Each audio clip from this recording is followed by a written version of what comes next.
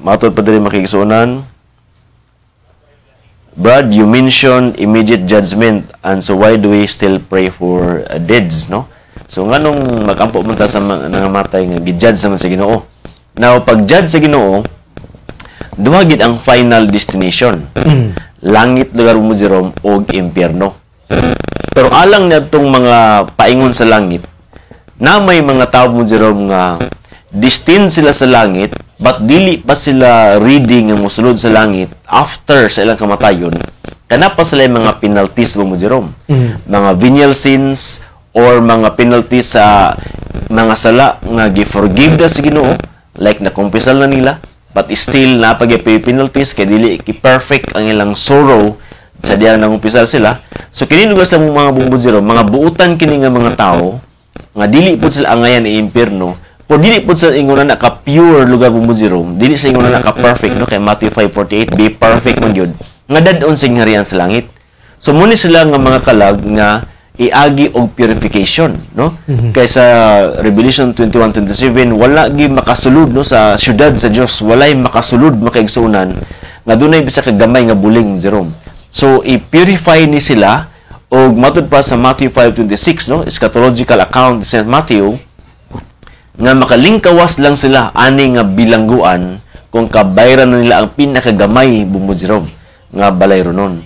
So muna hinungdan kini lugar nga kahimtang muna gitawag og the suffering souls, no, nga ang ilang kahimtang gitawag og purgatorio makaigsunan. So kini sila nga mga kalag kung walay mo pray sa ila lugar bumbo Jerome, makalangit gyapon sila eventually. Pero anini lugar kahimtang naapa sila sa purification process, state of suffering, gahulat pa sila kana usa sila makasulod sa ngaran sa langit.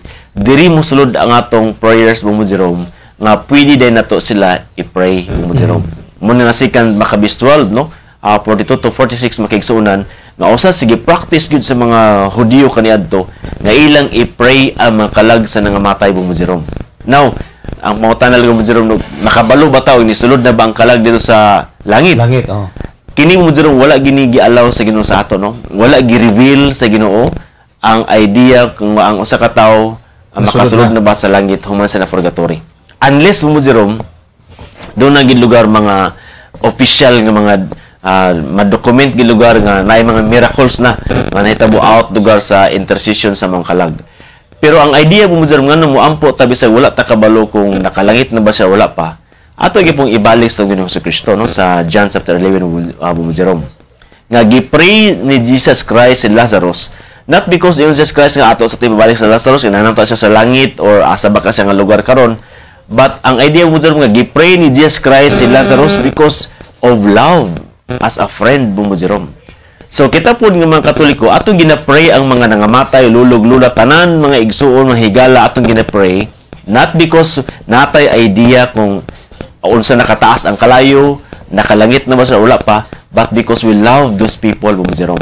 So muna ang hinungdan nganong ato silang gi ampo igsuon. Salamat kayo sa anang tanan.